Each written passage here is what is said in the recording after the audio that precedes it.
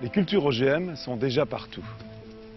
Elles couvrent plus de 100 millions d'hectares dans le monde, c'est-à-dire l'équivalent de 3 fois la surface agricole française.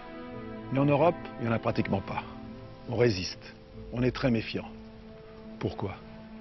Pour les uns, les OGM, c'est formidable, ça va résoudre tous les problèmes de faim dans le monde et de pollution agricole. Pour les autres, c'est une calamité et c'est un danger pour l'homme. Alors moi, devant ce dilemme, je suis un peu comme dans ce labyrinthe qui n'est pas OGM. Je suis complètement perdu. On va essayer d'y voir un peu plus clair ensemble.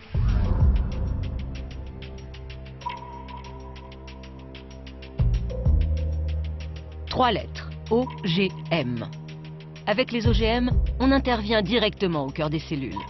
On réécrit le patrimoine génétique d'une espèce. On peut ainsi transformer les plantes pour les rendre plus résistantes aux maladies, aux aléas climatiques et aux insectes. Une aubaine pour les agriculteurs qui voient leur rendement progresser. Mais sommes-nous sûrs de tout maîtriser? Bernard Mir est un céréalier convaincu. Avant, sa récolte non OGM était infestée de chenilles. Voilà la chenille qui nous mange le maïs. L'OGM a la faculté de se défendre contre ces chenilles. Ici, nous voyons qu'il n'y a aucune attaque de chenilles. Et le maïs classique n'a pas la faculté donc, de se défendre. Mais si ce maïs OGM est toxique pour la chenille, ne l'est-il pas pour la vache, le cochon ou le poulet qui le mange? C'est une des questions cruciales. Pour y répondre, il faut savoir que 80% des organismes génétiquement modifiés dans le monde sont produits par une seule entreprise, Monsanto. Un géant incontournable qui réalise un chiffre d'affaires de 7 milliards de dollars par an.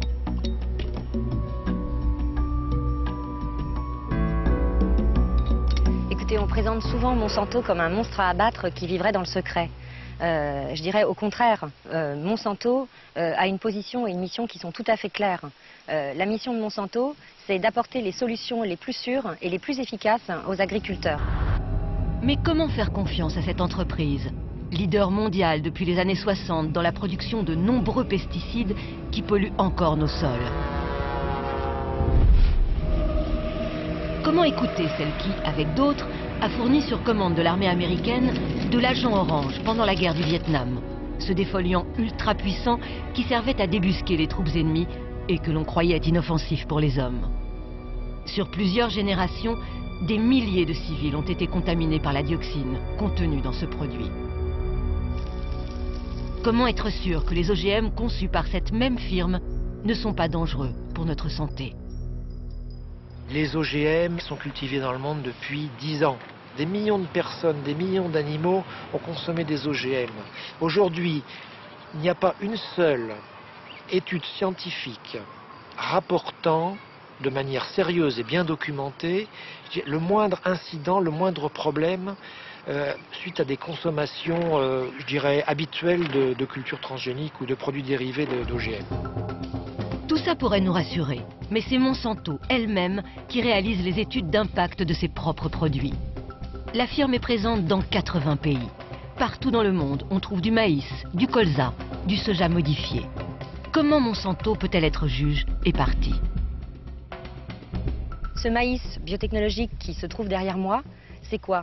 C'est 10 ans de recherche en amont. Ce sont des centaines d'études de sécurité qui ont été examinées et évaluées par des dizaines de comités d'experts dans tous les pays où ce maïs a été autorisé.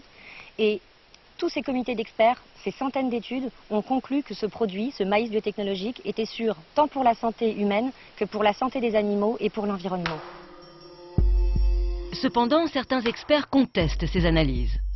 C'est le cas du professeur Gilles Serralini. En se penchant sur une étude faite par Monsanto sur des rats nourris au maïs OGM, il a interprété différemment les résultats de la firme. Ce que Monsanto avait dit, c'est qu'il y avait quelques effets significatifs, mais pas de problème. Nous disons, en fait, il y avait des problèmes. Nous avons fait la liste de tous ces effets significatifs et nous avons remarqué qu'ils se concentraient, ces effets, sur le foie et les reins des animaux, qui sont les premiers organes qui s'allument, disons, qui donnent des signes en cas d'intoxication chimique. En effet, on a pu observer dans certains cas une augmentation du poids du foie des rats et dans d'autres, une diminution du poids de leurs reins. Mais le principal problème pour Seralini reste la durée des études de Monsanto. Celle-ci ne serait pas assez longue pour connaître les effets sur l'homme.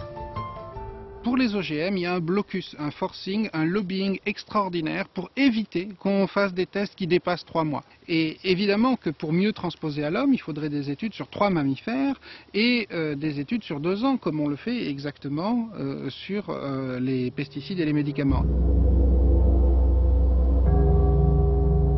Il sera considéré comme une erreur scientifique historique très dommageable et grave de ne pas avoir été capable de donner pendant plus de 3 mois des OGM à des rats pour dire qu'ils étaient bons pour la population humaine.